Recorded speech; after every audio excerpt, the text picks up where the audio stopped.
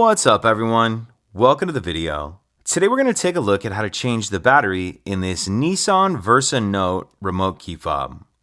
This Nissan Versa Note key fob is going to use replacement battery CR2025, and I'll put a link in the description box of this video to where you can find these replacement batteries if you're in need.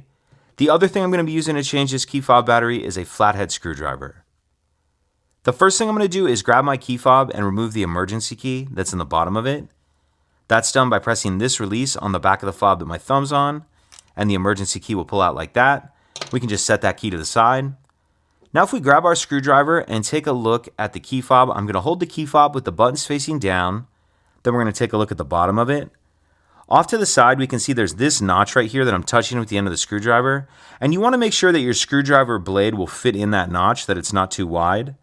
So I'm going to take my screwdriver and push it in that notch.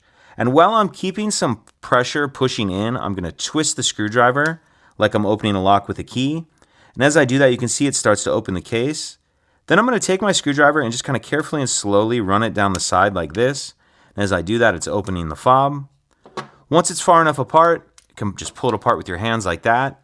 In the back half of the case, we see our battery right here. Go ahead and pull that battery out of its holder, and then we'll grab our new replacement battery. And you want to make sure that you're installing your new battery with the plus side down, positive side down. And I'm going to tuck this edge in first. It's down here near the metal keyring.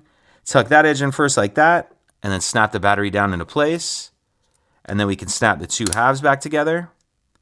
Slide our emergency key back in, and that's it. If you could take a second to like and subscribe, it helps us out, and I'd appreciate it. Thank you.